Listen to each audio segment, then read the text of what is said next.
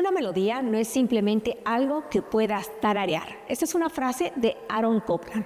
El compositor estadounidense nos dejó importantes partituras y una serie de artículos y libros entre los que destacan cómo escuchar la música y música e imaginación.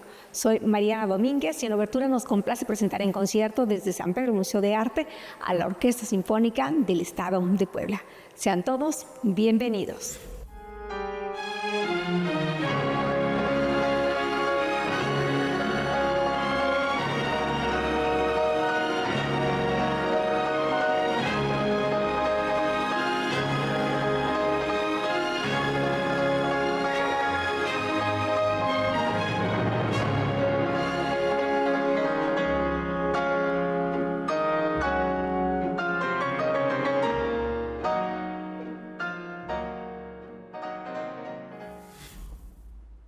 Edward Elgar abrió un nuevo capítulo a la música inglesa después de que ésta quedó eclipsada tras la muerte de Henry Purcell. Aunque estudió Derecho durante 3 años, Elgar abandonó las leyes y se consagró definitivamente a la música. Con sus partituras, Elgar reflejó como pocos el espíritu de los británicos. Entre sus trabajos más destacados se encuentran las variaciones sobre un tema original Enigma, las sinfonías 1 y 2, el concierto para violín, Pompa y circunstancia, el sueño de Geroncio, el concierto para violonchelo y orquesta, Falstaff, estudio sinfónico e introducción y Allegro para cuarteto de cuerdas y orquesta. La elegía para orquesta, opus 58, que disfrutaremos de su autoría en esta jornada, fue escrita por encargo para honrar la memoria del reverendo Robert Hayden. Además, hacía poco que Nimrod, amigo de Edgar, había fallecido. Este suceso influyó también en la creación de la partitura. Esta no fue la primera vez que Nimrod fue motivo de inspiración para Elgar. El compositor ya lo había retratado de manera musical en sus variaciones Enigma. Una elegía en la literatura es una poesía que consiste en una lamentación por la pérdida de un ser querido. En el campo musical es una obra generalmente melancólica y sombría. En la ejecución de la Orquesta Sinfónica del Estado de Puebla bajo la dirección del maestro David Hernández Bretón, le invito a escuchar la elegía para cuerdas de Edward Elgar.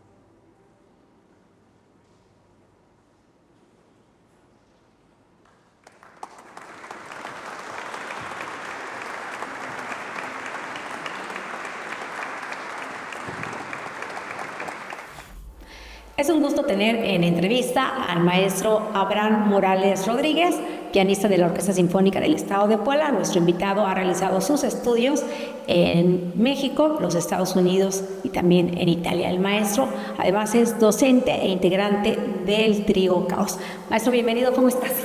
Bien, muchas gracias y contento de estar aquí nuevamente.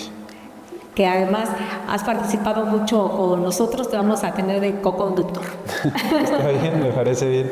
Maestro, vamos a ahondar un poco sobre la partitura que va a tocar la orquesta, una de las partituras que va a tocar la orquesta, que es el Concierto Grosso de Ernst Bloch, un compositor suizo. Y cuando escuchamos esta palabra, pensamos en el barroco, pero es una obra escrita en el año 1925. Y me gustaría que nos explicaras qué es un concierto grosso. Claro, de hecho este programa es un programa muy característico, un poco distinto a lo que siempre se ha escuchado en el repertorio sinfónico, porque las obras están como entre obras orquestales y obras de cámara. Y el concierto grosso es este caso, ¿no? El concierto grosso surge en el barroco, como tú decías, y justo esta idea de grosso es porque siempre había una oposición entre los solistas y la parte más amplia del ensamble de la orquesta, ¿no? Que usualmente eran pequeños. Entonces este concierto toma estos contrastes de texturas del solo, que aquí hay no es propiamente como un concierto para piano, pero sí hay, dada la característica tímbrica del piano, que es muy distinta a las cuerdas, pues sí sobresale, ¿no? Claro. Es como que, digamos que el solo está sobre todo puesto en el piano, aunque también en algunos movimientos hay solos de violín, solos de cello, solos de viola, o sea, están participando también. Y bueno, la principal característica de esto era la contraposición entre los solos y los tutis de la orquesta, ¿no? Y aquí en se puede ver muy bien esto, pero con un lenguaje muy distinto al del barroco, ¿no? Es un lenguaje del romanticismo tardío, es sobre todo tonal, pero bastante, pues 1920, ¿no? También hay muchas más disonancias, una armonía mucho más expandida. Y aquí encontramos algunas palabras, por ejemplo, en el barroco, como cuando decimos el concertino, que no es como ahora que pensamos en una persona, ¿no? Sino había un grupo de personas que eran como las voces principales y el ripieno que eran digamos, como el resto de los músicos, ¿no? Justo, sí. Ahora sí que el concertino era el grupo de solistas. A veces podía haber un solista, podía haber un grupo de solistas, y entonces estaba el ripieno, como bien dices, ¿no? De hecho, del concierto grosso es que va cambiando, va evolucionando y sale el concierto de solista, que queda pues establecido en el siglo XVIII y después tan explotado en el siglo XIX, ¿no? Pero viene de esta misma contraposición de texturas sonoras entre algo solo. Usualmente a las partes solas se les da una carga más protagonista, ¿no? También hay exigencias técnicas que suelen ser más demandantes en estas partes, ¿no? Y así es como surge luego el concierto, como lo conocemos. Claro, y en este caso, en el concierto grosso, que tenemos a grandes exponentes como Corelli, como Händel, que son, digamos, como los grandes representantes, bueno, entre otros músicos. En esta época tampoco tenemos esta idea de el músico solista, ¿no? Digamos como del artista principal. Claro, es realmente toda esta figura y la figura como tal del solista es algo que surge y se establece bien en el siglo XIX, aunque en muchos de estos conciertos sí podemos encontrar elementos de este protagonismo, de este virtuosismo técnico, incluso en obras de Corelli, por ejemplo, ¿no? Vivaldi también tiene muchas de estas obras. El mismo Bach en una colección de conciertos, los conciertos de Brandenburgo, que en realidad son una colección muy particular de este mismo género, explota también en muchos instrumentos, ¿no? De hecho, siempre se conoce el número 5 como la primera cadencia oficial, ¿no? Que escribe Bach para el clavecín, ¿no? Es una cadencia muy, muy extendida, muy, muy virtuosa, con el virtuosismo propio de la época del barroco, ¿no? Es el virtuosismo que encontramos en las obras de Bach para teclado solo, ¿no? Claro, y en esta obra de Ernest Bloch, que además realiza gran parte de su trabajo en los Estados Unidos. De hecho, esta obra la hace en los Estados Unidos. Así es, sí. Aquí en este concierto, esta obra, no hay tanto como un predominio solístico, es una obra en un sentido muy camerista. Más bien hay gestos donde Bloch como que toma un poco de toda esta tradición ya de los conciertos y entonces pone gestos que los aprovecha en el piano. En el primer movimiento hay una entrada donde entra el piano con el tema típica, es la típica entrada de un concierto para piano, o sea, podría estar salido del concierto de Brahms, ¿no? En re menor y en figuraciones, por ahí hay una parte que realmente figuraciones muy virtuosas, y luego lo vuelve otra vez, lo regresa a hacer una parte de la orquesta, de la textura de la orquesta, ¿no? Los movimientos, el segundo movimiento, el tercer movimiento, son movimientos donde hay más diálogo, entonces muchas veces el piano tiene una participación de solos, pero también hay mucha más interacción, ¿no? Aquí es donde aparecen los solos de las cuerdas, ¿no? Y al final la fuga otra vez vuelve a tomar este tipo como de textura tal vez un poco más solista. De hecho, la última entrada de la fuga la hace el piano, que es como típico en los conciertos, ¿no? Como preparar la entrada del instrumento solo, pero es esa entrada y luego regresa otra vez. Al final otra vez hay un gesto muy virtuosístico como de concierto para piano, pero siempre está como muy moderado, ¿no? Nunca deja que el piano sea muy como que se explote mucho.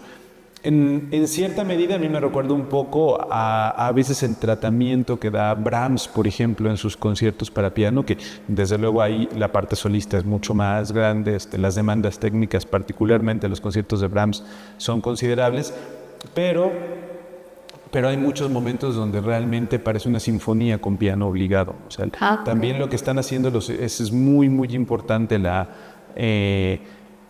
participación de la sinfonía, que no es lo que pasa, por ejemplo, tal vez en conciertos donde está más explotado el solista, como en los conciertos de Chopin, los conciertos de Grieg, por ejemplo, que siempre es muy importante la orquesta, pero en esto sí tiene un papel más de acompañante. Claro, digamos que se apega a la estructura y como al pensamiento de lo que era el concierto grosso, ¿no? Así como es, sí. Dice, esto es así porque al parecer era como también como más o menos como un ejercicio para que los estudiantes o sus alumnos pudieran entender cómo se escribía un concierto grosso en el barroco. Sí, esta obra la escribe, si no mal recuerdo, él fue director del Curtis, ¿no? Entonces él escribe esta obra ya cuando está en el Curtis y sí, era una manera también de tratar de ver qué se podía hacer con una forma que pues estaba de cierta manera en desuso ya, ya no se escribían estos conciertos. Pero Bloch logra hacer algo muy, muy interesante, retoma muchos elementos del romanticismo y como que los inserta en una estructura propiamente barroca, ¿no? Como que surge en el barroco más que propiamente barroco. Sí, claro. Nos acercamos nuevamente a este concierto grosso. Pues muchas gracias y si te parece vamos a escucharlo. Sí, muchas gracias. Pues agradecemos al maestro, seguiremos platicando un poco más adelante con él. Por lo pronto vamos a escuchar el concierto grosso de Ernest Bloch. Toca la Orquesta Sinfónica del Estado de Puebla bajo la dirección del maestro David Hernández Bretón.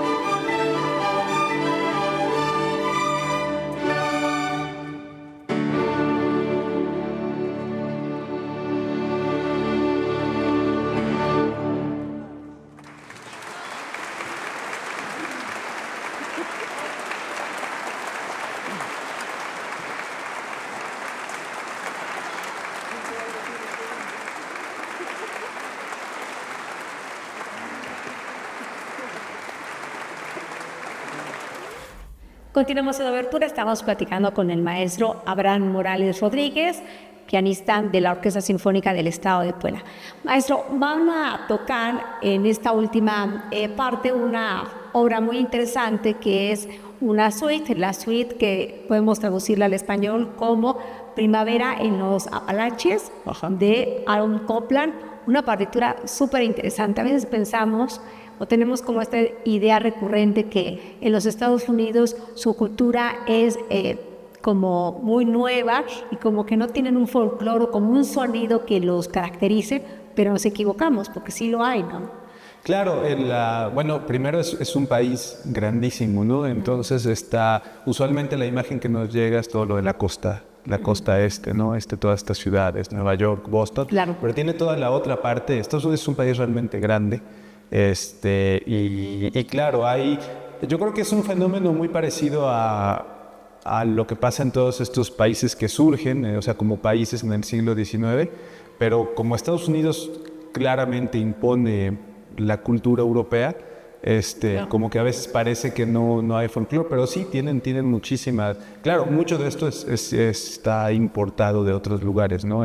Claro. Pero si uno revisa con cuidado, también en México podría pasar eso, ¿no? Claro, además tenemos un país enorme, ¿no? Sí, Nosotros pensamos en México y como es nuestro país, es muy habitual decir Chihuahua o Oaxaca, pero si pones cuántos países de Europa caben en México, nos sorprenderíamos de la extensión, y lo mismo pasa en los Estados Unidos.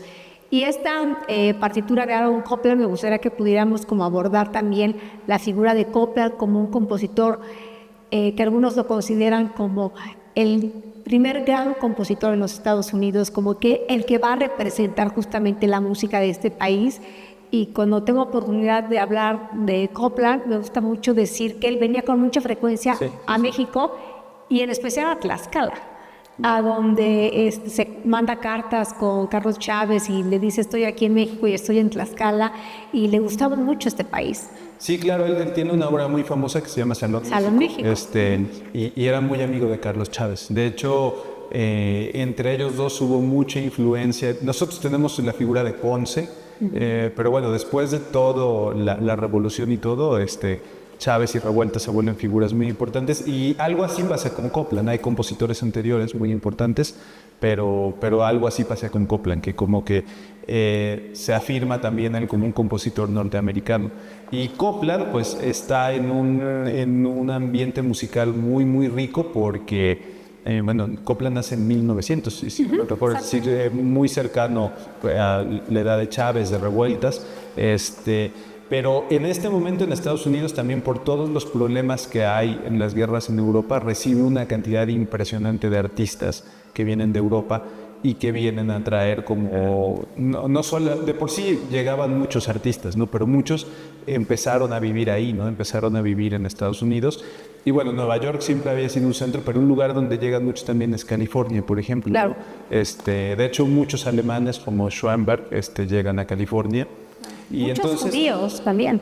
Muchos judíos, claro que sí, judíos alemanes, ¿no? Que salen justo por todos estos conflictos. Entonces, en Estados Unidos como que hay un ambiente ahí muy, muy rico, ¿no? Entonces también yo creo que en parte motivado por esta presencia de tantos extranjeros es que Copland llega y como que se afirma como un compositor norteamericano, ¿no? Como Samuel Barber también, que está ahí, ¿no? Y sí, una figura muy, muy influyente. Influyó mucho, por ejemplo, en Leonard Bernstein. Claro. Sí.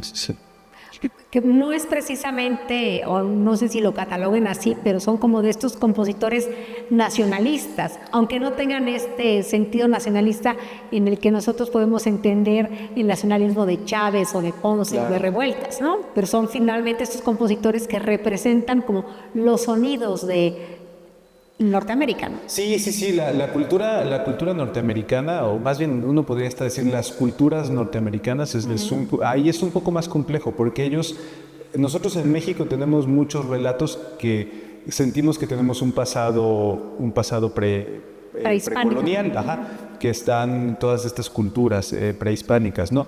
Ellos no hacen esa incorporación y no lo tienen como sus relatos. Entonces allá hay mucha esta idea como de la llegada de los inmigrantes. Entonces mucha gente incluso traza como dice, bueno, yo tenía, mis abuelos eran polacos, mis abuelos eran europeos. Entonces como que la cultura europea se instaura, pero sí hay algunos elementos como muy, muy propios, sobre todo cuando están haciendo referencia a la naturaleza, que eso sí es algo que está ahí, claro, que está ahí, que es impresionante, ¿no?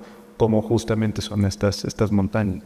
Claro que, bueno, la historia más o menos va de un matrimonio que acaba de construir su granja y entonces llegan los vecinos a darles como consejos, ¿no? Claro. De lo que es el matrimonio y de esta nueva vida, y llega el sacerdote y esta comunidad que los arropa, pero que como que les van, si no orientando, pues sí como diciéndoles de esto va el matrimonio y de esto va la vida, y como que les llevan como un mensaje positivo, y al final la pareja se queda sola en esta granja que acaban de construir, y donde empezamos a escuchar como todos estos sonidos que, a pesar de que nosotros no vivimos en los Estados Unidos, pero sí reconocemos como como esta música o estos sonidos que son propios de este país, ¿no? Claro, tiene mucho, la obra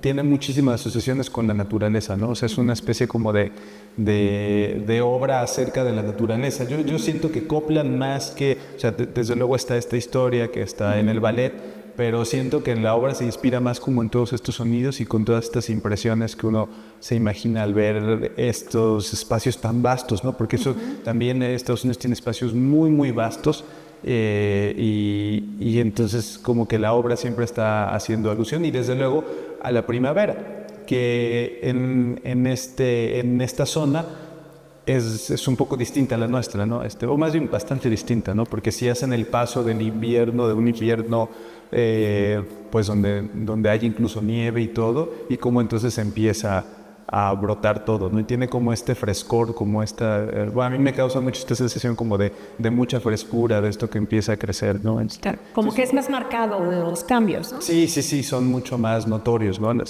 Y aquí yo siento que la primavera no vemos tanto, puede ser todavía un poco la sequía que queda del invierno, pero allá sí es muy, muy notorio en esta región que es o sea, que ya está floreciendo todo, ¿no? O sea, surge todo. Y creo que la obra retrata mucho esto. Claro, y también escuchamos como estos sonidos o la música que representan a los vaqueros, por ejemplo, como hay estos como tintes de cuando hacemos como una referencia también visual, ¿no? Cuando vemos películas que nos hablan del oeste, ¿no? Claro, sí, tiene unas características rítmicas muy propias de la música de Copland y que están inspiradas en toda esta música como campirana de Estados Unidos, ¿no? Tiene muchísimo.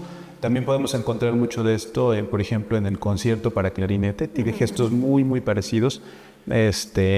Cambios ahí de ritmos que no son la obra tiene algunas secciones donde podemos ver un ritmo muy como muy europeo, ¿no?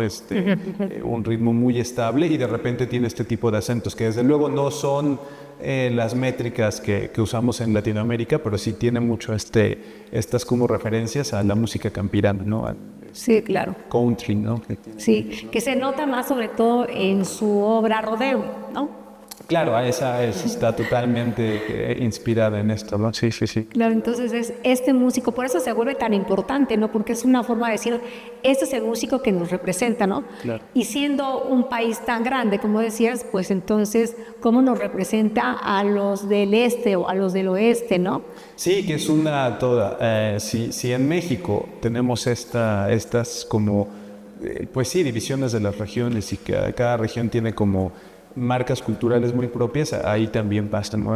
Mucho el Midwest, el oeste son como mundos muy, muy distintos, ¿no? Entonces sí, pero Copland sí es una figura que logra como, al menos en los relatos, sí, como un compositor norteamericano, ¿no? Como lo que representa un poco esta nueva escuela de compositores norteamericanos, que es un fenómeno que está pasando en todo el mundo, en todo el mundo occidental al menos, pero Copland lo representa ahí muy bien, y yo creo que en parte también motivado por tanta presencia de tantos, o sea, conviven en el mismo espacio, Copland y Schoenberg, por ejemplo, que difícilmente uno se podría imaginar compositores tan distintos, ¿no? Sí, quiero imaginarme que compositores como ellos lo tienen un poco más complicado porque no tienen, digamos, como una referencia, sí, como auditiva o cultural, como si la tuvieron otros países europeos o en América, donde dicen, bueno,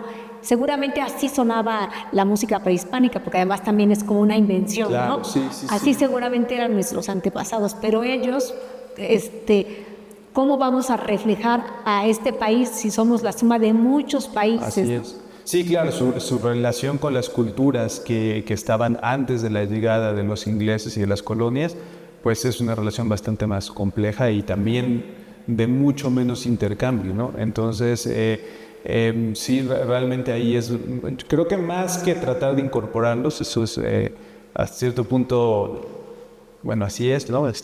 Pero más que tratar de incorporarlos, como que sí se apropian del territorio, ¿no? Y el territorio entonces sí lo hacen muy suyo y tratan de tener esta música y esta apropiación de nuestras montañas, nuestras llanuras, claro. Todo esto, ¿no? Más que de las culturas, que nosotros sí lo hacemos, nosotros sí nos apropiamos de las culturas prehispánicas. Claro. Y ahora que mencionabas, maestro, el concierto para clarinete, es un concierto mucho más complejo, auditivamente, al menos imagino que también en la parte musical, al momento de la ejecución, que es sí como más vanguardista, ¿no? A diferencia de esta obra o de sus otras obras que son, si no campiranas, pero digamos como que donde hay como un dejo de un folclore, como algo más ligero. Sí, Copland, más o menos alrededor de los 40 empezó como pues a ver toda esta influencia, entre otras de Arnold Schoenberg y de su manera de escribir la música dodecafónica, que influencia a muchos. De hecho, el mismo Stravinsky también estuvo explorando esto y Aaron Copland lo hace muy a su manera. Nunca vamos a encontrar este tipo de como podemos encontrar en Schoenberg o en Weber, ¿no? Que son mucho más radicales en cómo están utilizando el lenguaje, pero sí lo utiliza, pero siempre trata de utilizarlo un poco como haciendo, como retomando esta raíz que él tenía previamente, ¿no? Entonces, aunque en el caso de este concierto sí es más vanguardista, siempre tiene como el sello de o sea, hay cosas muy parecidas todavía entre este concierto y, por ejemplo, la obra que vamos a escuchar. Claro, que tenemos que decirlo que esta obra, bueno, es la suite, pero en realidad el proyecto es un ballet que le solicita Martha Graham. Claro, sí, una figura también muy, muy importante en la danza, creo de hecho una técnica, ¿no? Sí, claro. Martha Graham y esta versión es una versión muy, como te decía hace rato, este concierto tiene ahí como está justo entre la música de cámara y la música sinfónica. Esta es una versión para 3 instrumentos, ¿no? Entonces realmente cada instrumento está haciendo como de solista, ¿no? Entonces están las cuerdas, pero hay una parte por cuerda, una parte para el clarinete, una parte para la flauta, una parte para el fagot, ¿no? Entonces sí es una obra muy interesante, muy camerística en ese sentido. Muy, muy padre. Qué bueno que programan a Copland. Ojalá se programe también a Schoenberg, que apenas en el programa hable de Schoenberg y hay cosas súper interesantes que a lo mejor no es este Schoenberg tan complicado de escuchar, ¿no? Hay cosas increíbles y que además va a ser gran parte, bueno, durante algunos años su producción en los Estados Unidos, como mencionas. Este año justo es el 150 aniversario del nacimiento de Arnold Schoenberg, que pues tiene su grupo de fans, también tiene su grupo de antifans, pero indudablemente fue un compositor que revolucionó la manera en cómo se escribía música.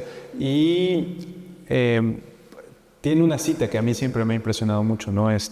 Cuando recibe un premio en Estados Unidos, al final ya de su carrera, de su vida, él estaba muy contento por recibir el premio, pero empieza el discurso diciendo, bueno, si el mundo, la situación hubiera sido diferente en 1917, 18, algo así, no sé, yo hubiera escrito música también diferente, ¿no? Pero como que tenía también la marca de todo lo que pasó en Europa en los primeros años del siglo XX, pues te transformó. Y en ese sentido a mí siempre me ha parecido un compositor muy valiente, muy honesto.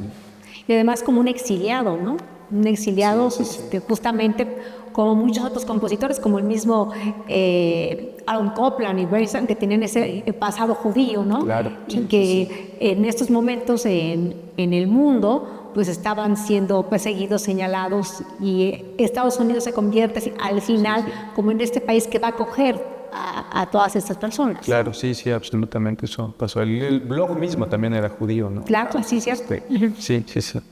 Pues maestro, ha sido un placer platicar contigo como siempre, sobre todo para hablar de estos compositores y de estas obras que son importantes y darles este contexto a nuestros televidentes para que puedan tener, digamos, como puedan disfrutar al final la obra y entender por qué se escribe y bajo qué condiciones se escriben estos trabajos. Seguramente estaremos platicando muy pronto. Ojalá que sí. Y muchas gracias. No, gracias a ti, maestro. Si te parece, pues vamos a escuchar. Claro. Pues agradecemos al maestro Abraham Morales Rodríguez, pianista de la Orquesta Sinfónica del Estado de Puebla. Vamos a disfrutar esta suite de la primavera en los Apalaches del compositor Aaron Copland. Toca la Orquesta Sinfónica del Estado de Puebla bajo la dirección del maestro David Hernández Bretone.